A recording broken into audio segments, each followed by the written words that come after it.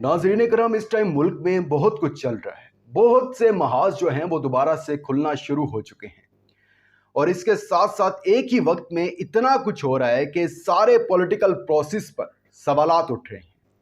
कल मैंने आपको एक खबर दी थी इमरान खान के हवाले से कि इमरान खान की आरिफ अलवी के साथ जेल में 3 घंटे तवील मुलाकात हुई है।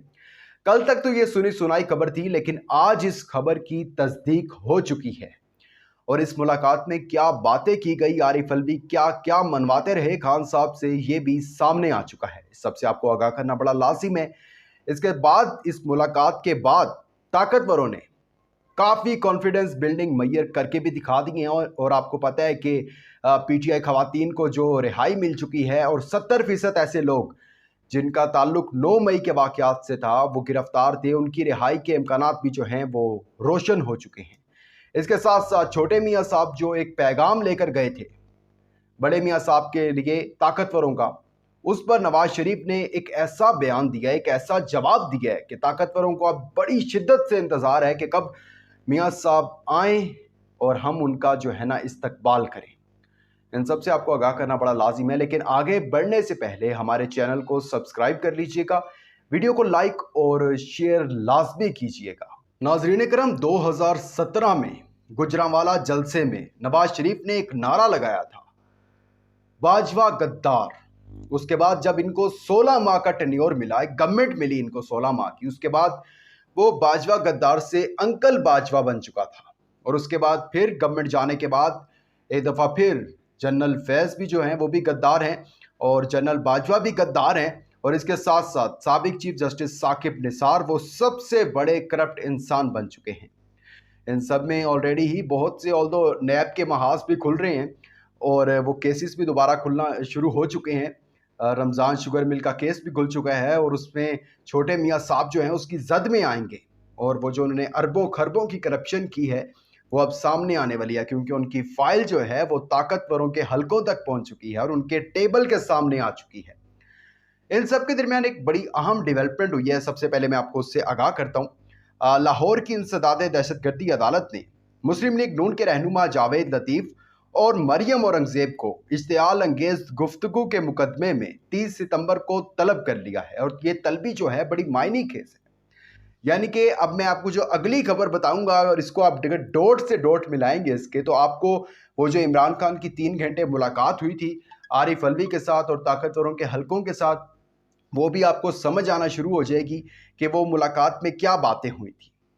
जिस एहतसाब अदालत ने मरियम औरंगजेब को और जावेद लतीफ़ को बुलाया है 30 सितंबर को, इसी एहतसाब अदालत ने पीटीआई खवातीन को, जिनमें सनम जावेद थी और बकिया जितनी भी खवातीन थी जो 9 मई के मुकदमात और वो जलाओ घेराव वाले केस में गिरफ्तार थी, उन सब को रिहा कर दिया है। और तकरीबन 70% ऐसे पीटीआई कारकुन जो 9 मई के मुकदमात में मुलव्विस थे, उनकी भी रिहाई के इम्कानात रोशन कर दिए हैं इसी अदालत ने। और यही अदालत एक 11X के मुकदमे में, यानी कि ये एक इमाम मस्जिद की मुद्दत में मुकदमा दर्ज था और उसमें इन दोनों को बुला लिया गया है, मरियम औरंगजेब और जावेद लतीफ़ को।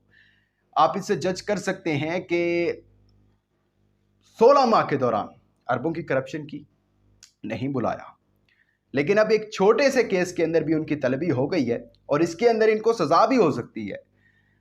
जिस तरह इमरान खान को लेट आने पर वो ताखीर पे पहुंचे थे ना, वो पेशी पर, तो उनको जज हमायूं दिलावर ने फैसला सुना दिया था जल्दी जल्दी, वही 3 साल कैद 3 साल नाअहली। तो अब इनकी नाअहलियों के वक्त भी आ चुके हैं और ये हो क्यों रहा है ये भी आपको आगे चलकर बताते हैं। अब मियाँ साहब, छोटे मियाँ साहब लंदन एक पैगाम लेके गए ताकतवरों का, वो मैंने आपको ऑलरेडी बता दिया। अब क्या पैगाम था? वो यही पैगाम था कि भाई चुप रहें, हौला हाथ रखें, जारहाना जो है वो इतना ना हो, आप जज्बात पर काबू रखें। लेकिन मियाँ साहब ने उसके जवाब में जो है वो एक पैगाम दे दिया कि जाकर अब मेरा भी पैगाम दे दो आप उनको। लेकिन अब वो कैसे दें पैगाम उनको? वो आते हैं तो रमज़ान शुगर मिल उनके लिए तैयार है, जो केस है उनका। अच्छा जी, उन्होंने कहा है नवाज शरीफ साहब ने, जो कि मफरूर हैं, चोर हैं, मुल्क से भागे हुए हैं, ये मैं ज़ाती तौर पर नहीं कह रहा, ये कानूनी तौर पर जो उनके नाम बनते हैं ये मैंने वही बयान किए हैं। उन्होंने कहा है जी पार्टी जारहाना बयानियां लेकर चलेगी, बात मेरी ज़ात की होती तो ठीक था, बात मेरे मुल्क की है। यानी आप अगर ये बात करें, सेम वही बातें जो इमरान खान कर रहे हैं, सबको बेनकाब करूंगा मैं, और जी मैं नहीं छोड़ने वाला। अच्छा, अब मैं आपको बताता हूँ, ये क्या मुल्क के लिए कर रहे हैं? नहीं जी, बिल्कुल मुल्क के नहीं कर रहे। और वो जो सहाफ़ी कह रहे हैं जी मुल्क के लिए सोच रहे हैं, उनको भी पता है, वही बस जो है ना वो कहने की कि जी मियाँ नवाज शरीफ जो हैं वो मुल्क के सबसे ज़बरदस्त वज़ीर आज़म हैं। इन्होंने कॉपी किया इमरान खान को। इमरान खान ने क्या किया था? इमरान खान ने क्या बाजवा साहब का कि भई बाजवा ने जो है मेरी गवर्नमेंट, बाजवा जो है उसने मेरी गवर्नमेंट गिरवाई थी। ठीक है, वो मिला हुआ था और ये सब चीज़ें। इमरान खान ने ये एक नैरेटिव बनाया था और ये ठीक बनाया था, गलत तो नहीं था। और उस टाइम ये क्या कहते थे, बाजवा बहुत अच्छा है। ठीक है, बाजवा जैसा कोई जनरल आ ही नहीं सकता। उनकी एक्सटेंशन वगैरह, भाई इस जैसा ज़बरदस्त आर्मी चीफ पाकिस्तान क्या दुनिया की तारीख में कोई नहीं है। और उसके बाद क्या हुआ वो आप देख रहे हैं। आप अब इनको अच्छा, फिर इमरान खान की फैन फॉलोइंग उससे काफ़ी बड़ी, इमरान खान के वोटर्स जो थे काफ़ी बड़े। पहले वो जो कहते हैं ना कि पहले हमारी एक हमारा एक इंतखाब था, अब ज़िद बन चुकी है। वो इमरान खान अब ज़िद बन चुके हैं ना अवाम की।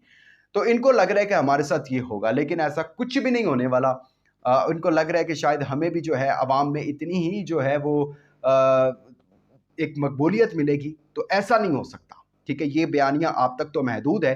तो अब आप फ़ौज ने भी कह दिया, ताकतवरों ने भी कह दिया कि ज़रा आएँ इस बयान के बाद। हम तो बड़ा बेताबी से इंतज़ार कर रहे हैं कि आप पाकिस्तान की धरती पर कब कदम रखेंगे तो हम आपका ऐसा इस्तकबाल करेंगे कि फिर सारे इस्तकबाल जो है ना वो भूल जाएँगे आप।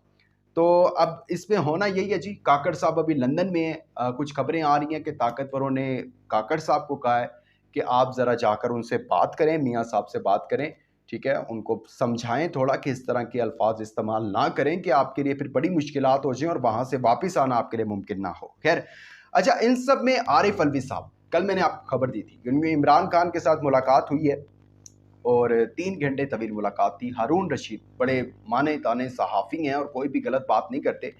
उन्होंने इस चीज़ की तस्दीक भी कर दी है कि जी वाक़ई मुलाकात हुई थी और अलवी साहब जो हैं वो ठीक मौके पे देख के चौके-छक्के जो है ना वो मार रहे हैं। अब जो इसमें मुज़ाकरात करवाने वाले मोहम्मद अली दुरानी हैं, वो भी बड़ा, यानी कि जो इधर का पैगाम लेके उधर जा रहे हैं और उधर का पैगाम लेकर इधर जा रहे हैं। तो बड़ा ज़बरदस्त जी वो कर रहे हैं काम और अल्लाह पाक नेक नियति से कर रहे हैं, तो अल्लाह पाक उनको इसमें कामयाब करे। और उन्होंने ये बता दिया है कि जो ये जितने भी मामलात हैं, ये सही सिमत में जो है ना वो चल रहे हैं, दुरुस्त समत में चल रहे हैं और दोनों साइड्स को जो है ना वो चीज़ें समझ आना शुरू हो गई हैं। आरिफ अलवी की बात की जाए तो उन्होंने इमरान खान से मुलाकात में इमरान खान को मनाने की कोशिश की कि जब दुरानी साहब की मुलाकात होती थी, दुरानी साहब आरिफ अलवी साहब को कहते थे कि भाई ये चीज़ें हैं, इस तरह से आप जाके खान साहब को कहें और खान साहब को समझाएँ, ठीक है? मनाएँ उनको कि इन चीज़ों पर आप थोड़ा कुछ करें, लचक दिखाएँ, तो हम भी जो है ना वो थोड़ा-सा लचक दिखाएँगे। और लग ये रहा है कि खान साहब ने जो है वो कुछ कुछ चीज़ें मान ली हैं, कुछ बातें मान ली हैं, जिसके बाइस अब पीटीआई खवातीन की जो है वो रिहाई भी मिलती जा रही है। जितने कारकुनान गिरफ्तार थे उनको भी छोड़ा जा रहा है और अभी तक कोई किसी और रहनुमा को गिरफ्तार नहीं किया गया।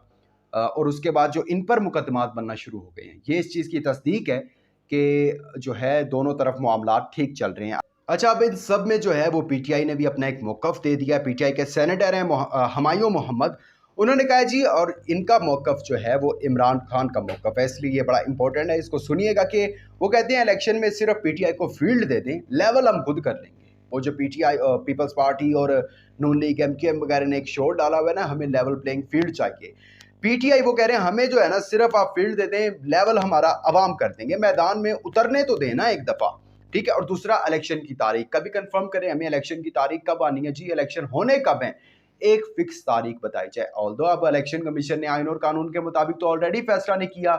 आइन और कानून के मुताबिक तो फैसला ये था कि असम्बली तहलील के बाद 90 दिन में इलेक्शन होने थे, लेकिन ये तो चले गए हैं जी जनवरी के आखिरी हफ्ते में। आइन और कानून के मुताबिक तो अब भी नहीं हो रहा। ये ना हो कि जनवरी के आखिरी हफ्ते में जाके कहें जी अब तो मई के आखिरी हफ्ते में होंगे, और ये इसी तरह जो है मामला आगे लेकर चलते रहें, क्योंकि एक दफ़ा आइन और कानून तो खत्म हो चुका है ना, तो फिर दोबारा खत्म हो जाए तो कौन सी नई बड़ी बात है। इस पर जी उन्होंने कहा कि हम कोई कंप्रोमाइज़ नहीं करेंगे, ये हमें जो है ना बताया जाए, ठीक है?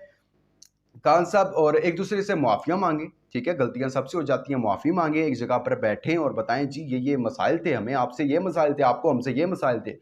दोनों एक मेज़ पर बैठ के मसाइल को हल कर लेते हैं, ठीक है? लेकिन खान साहब ने एक पैगाम भिजवाया जी आरिफ अलवी के ज़रिए कि मेरा भी पैगाम दे दें आप उनके कासिद साहब को, मोहम्मद अली दुरानी साहब को, कि मैं मिसाक मईशत पर भी जो है ना वो ठीक हो जाऊँगा, मामलात जो हैं वो ठीक कर लेंगे हम, मैं इत्तेफ़ाक कर लूँगा आपके साथ। लेकिन मैं कंप्रोमाइज़ नहीं करूँगा वो ये कि अगर आप मुझे कहें कि मुल्क से बाहर चले जाएँ 1 डेढ़ साल के लिए, इलेक्शन होने होंगे, हम आपको बता देंगे 3 महीने पहले आके कैंपेन स्टार्ट कर दीजिएगा। ऐसा बिल्कुल नहीं मैं मानने वाला, ना ये मैं कोई बात मानूँगा। अदालतों में आप मुझे एक भी मेरा केस माफ़ ना करें। मुझे अदालतों से ना अहली होती है, सज़ा होती है, वो फिर आप बीच में ना आएँ। वो मुझे होती है, हो जाए, मुझे मंज़ूर है, लेकिन आपने दरमियान में नहीं आना और ना मुल्क से मैं बाहर जाऊँगा इलेक्शन करवाने। अब यहीं अड़ गए हैं। वो एहतसाब की बातें तो फिर पीछे चली गई हैं। चलें वो तो बाद की बातें हैं, लेकिन अभी मेन चीज़ तो इलेक्शन है ना, कि खान साहब गवर्नमेंट में मुल्क के वज़ीर-ए-आज़म बने। ये चीज़ थी और बड़ी अच्छी चीज़ है। मोहम्मद अली दुरानी को बड़ा एप्रिशिएट करना पड़ेगा कि वो इतने अच्छा काम कर रहे हैं और हम भी यही चाहते हैं कि दोनों चीज़ें, दोनों आपस में, दोनों ये ताकतें आपस में मिलें। इमरान खान साहब और ताकतवर आपस में मिल जाएँ तो मुल्क जो है बड़ी अच्छी समत में जाएगा। आपके सामने डॉलर का रेट नीचे आया, पेट्रोल की कीमतें कम होना शुरू हुई हैं और उसके असरात इंशाल्लाह अच्छे आएँगे। तो जब इमरान खान साहब आएँगे और साथ ताकतवर मिलकर बैठेंगे तो मुल्क का हम क्या चाहते हैं? हम मुल्क ऊपर जाए ना, खान साहब भी यही चाहते हैं। तो अल्लाह करे मामलात अच्छे तरीके से हल हो जाएँ। ये था जी अहवाल, आपने जाना, आपका बहुत शुक्रिया। अपना इंपॉर्टेंट फीडबैक देना मत भूलिएगा। दीजिएगा इजाज़त। अल्लाह हाफ़िज़ नासिर।